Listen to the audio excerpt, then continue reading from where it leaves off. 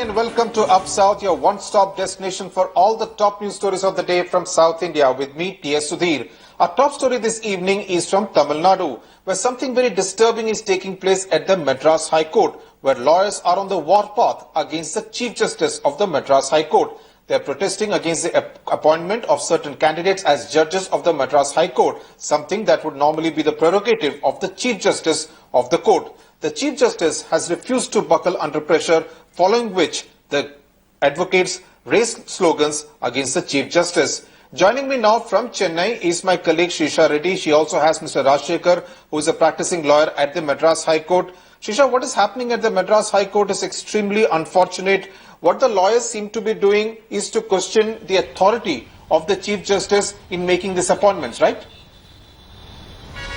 Well, exactly, Sudhir. As far as, if we take what is happening in the recent past in the Madras High Court, one is that they have come up with a list of the judges that they would be appointing in the Madras High Court, and they have come up with only 9 names, while the vacancies for 18 of the judges. So that is one of the reasons that why, and also there's been sort of discrepancies and how the lawyers and the community in itself, they want from there to choose the judges from their own community. So that is one of the reasons that why they have been protesting. And also, on the other hand, the Madras High Court Advocate Authority Association have been demanding and also saying that how the sitting judge, Mr. Sanjay Kaul, has not been, meeting these advocates. That is one of the main reasons that what they have been saying. Sir, there have been protests that have been happening. So what is your view? Because you're a member of the association as well. See, the High Court in selection of judges, there has been secrecy. There is no transparency in selection of judges. The High Court, Madras High Court Advocates Association is a recognized body by the Bar Council of India, and we lawyers are protesting in the interest of the judiciary, not for individual benefits. So we want good judges to be appointed. And why this only 9 when there is 18 vacancies? So we want the Chief Justice to recommend 18 names, the lawyers who are practicing in the Madras High Court. Instead, take some names which are not even acceptable to any of the lawyers community. Right, and see, one more reason is that, the lawyers have also been saying that they need lawyers from their own communities. I mean, would you agree with whatever the lawyers have been saying, because you're from that association? See, I personally don't believe on representation given to caste, but it has been a practice for so many decades. So when the collegium system is going on and working on that lines, why not give a representation on caste, and in the same caste, you select good qualified, good lawyers to be appointed as judges, then select lawyers who are not good, and they should not, they are not revealing their names, and only in the last minute we are able to understand whose names have been recommended. Only 9 have been recommended. We want all the 18 to be filled. In the interest of the Madras High Court, we want a 100% transparent list to be disclosed, and the selection should be 100% transparent. That is our point. Right. So very clearly, Rajshekhar making points that, there has to be a very transparent selection process, because as I mentioned earlier, Sudhir, there are only 9 lists that have been come out while the vacancies for 18, and because of which a lot of cases that have been piling up in the Madras High Court. Back to you, Sudhir.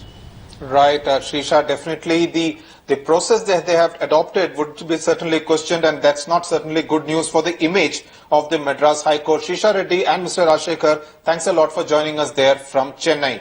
Now, Prime Minister Narendra Modi met visiting Sri Lankan President Maithripala Sirisena at Hyderabad House in New Delhi today. Sirisena is on a 4-day visit to India. In fact, it is his first visit after assuming power as the new president of Sri Lanka. A slew of agreements were also signed, which includes a civil nuclear cooperation agreement, agreement on Nalanda University, work plan on agricultural cooperation, program of cultural cooperation between Lanka and India for 2016-2018. In the evening, Sirisena will also meet President Pranab Mukherjee, who will also host a banquet in honor of the visiting dignitary. Foreign Minister Sushma Swaraj will visit Sri Lanka in the first week of March to lay the ground for Prime Minister Modi's visit to Colombo. Prime Minister Modi is expected to travel to Sri Lanka, Maldives, Mauritius and Seychelles in March. Share a broad range of interests, economic developments for our countries, peace and prosperity in South Asia, maritime security in the region, the bilateral agreement on civil nuclear cooperation is yet another demonstration of our mutual trust. ගරු අග්‍රාමාත්‍ය නරේන්ද්‍ර මෝදි මහතුමනි දෙපාර්ශවයේ අමාත්‍යවරුන් ප්‍රමුඛ සහභාගී වන සියලුම රාජ්‍ය නිලධාරී මාතෘ මාත්මීනි මාධ්‍ය හිතවතුනි ශ්‍රී ලංකාවේ ජනාධිපතිවරයා වශයෙන් මම පත්වීමෙන් පසුව ඉතාම කෙටි කාලයක් තුල පළමු විදේශ සංචාරය වශයෙන් මා තෝරාගත්තේ ඉන්දියාව එසේත් නැත්නම් මහා භාරතය. This visit by the Sri Lankan President is seen as a golden opportunity to strengthen India-Sri Lanka ties, especially after the dramatic manner in which former President Mahinda Rajapaksa was defeated by Sirisena. India is also expecting the new president to look into the fishermen issue and strike a fine balance with its ties with China.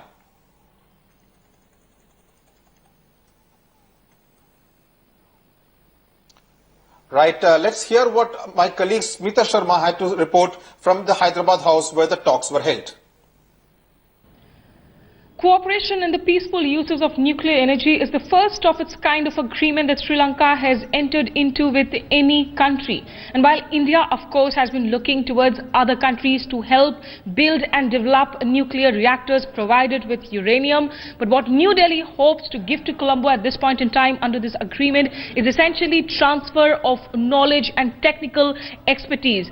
Personnel training, capacity building, teaching Sri Lanka and its scientists, of course, about radioactive waste management, about disaster mitigations, nuclear safety, and also environmental concerns.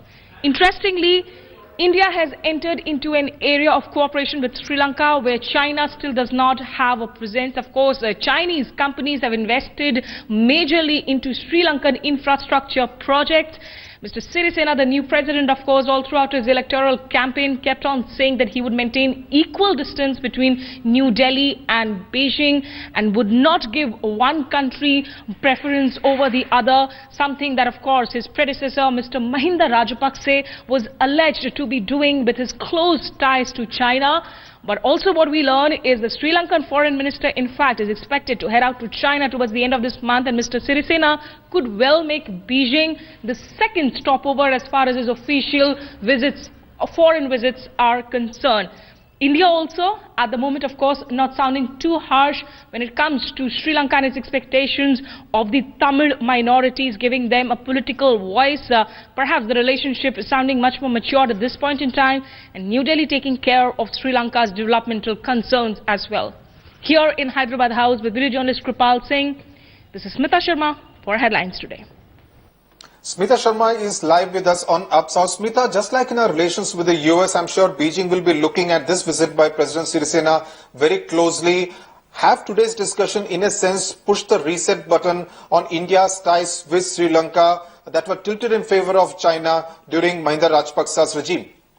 Looks like that's the sense that we get, really, Sudhir. You know, there is some sort of a course correction being done over the last few months, especially, you know, when we saw those Chinese submarines dock in Sri Lankan ports, so that had raised quite a few eyebrows in New Delhi, in South Block, and there was, of course, much annoyance, particularly on that issue. Also that, you know, $1.5 billion Colombo City project being developed by the Chinese has been of concern for the Indians. But clearly, you know, while India also realized that Sri Lanka is not going to give up on its economic ties with China. That country has gone through almost 3 decades of civil war. It needs economic assistance in all possible ways and forms. But New Delhi now really hoping that at least with Mr. Sirisena as president, Ranil Wickremesinghe as the prime minister in that new regime, you know, with this coalition, which also has, of course, radical Muslims, radical Buddhists. It has, it's being led by Sinhalese. It has Tamil voices. But New Delhi hoping that really, you know, it will be a policy where India, you know, it will be about bringing in sort of balance between them.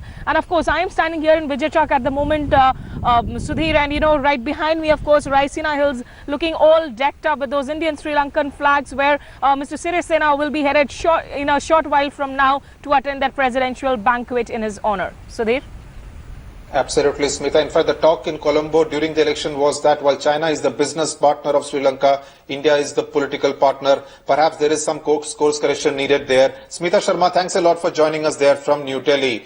Now, news on the political front from Tamil Nadu. The AIDMK has won the Sri Lanka by-election by over 96,000 votes. In fact, the by-election was necessitated because of the conviction and subsequent disqualification of former Tamil Nadu Chief Minister Jayalalitha after the court verdict in September last year.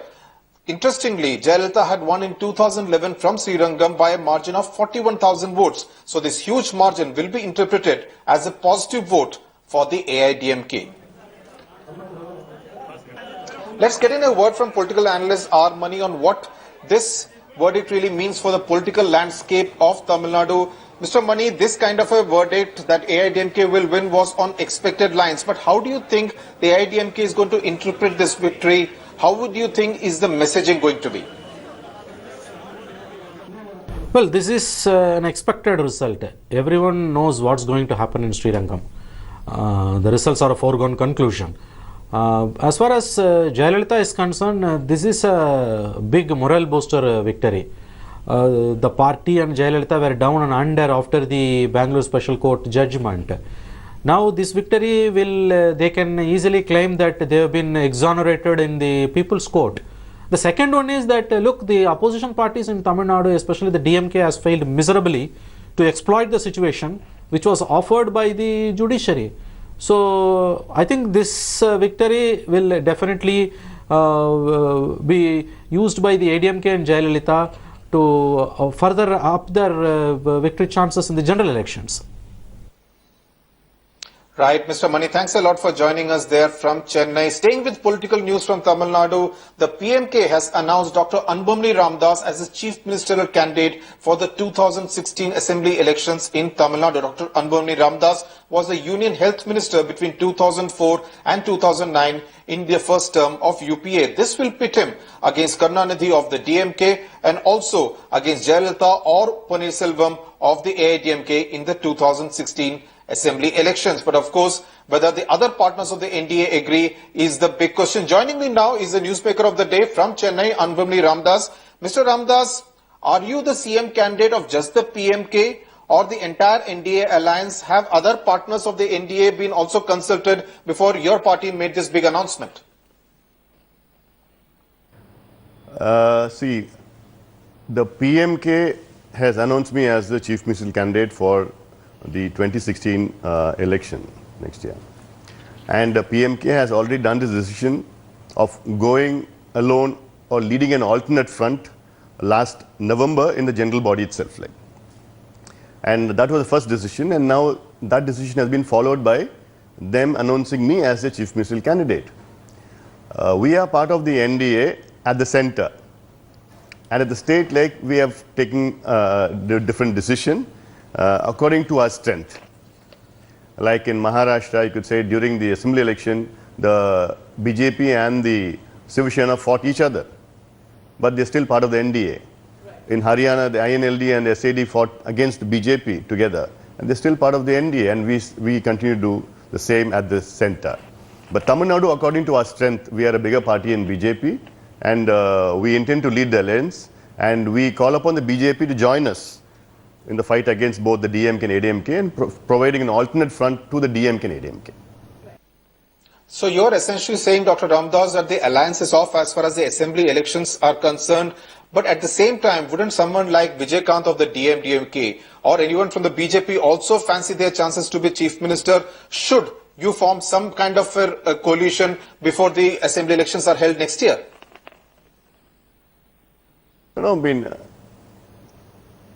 I don't see any problem at the center for NDA. In Tamil Nadu, last 9 months, we haven't had even one NDA meet. Leave alone anybody talking to us or discussing anything about us, not even soliciting a support for Sri Lanka. And I don't see anything happening much here. And also that we are a bigger party in all the other parties compared. In fact, compared to the BJP, we're a bigger party. And so the last election, Tamil Nadu Parliament election, since we wanted a good Prime Minister, and that's why we supported Sri Modi ji, even though we are bigger here than so, but it was a national election, and that is why we supported BJP, and we continue to do so at the center. Tamil Nadu, we are taking a different call. And we are calling all the other parties as well to support.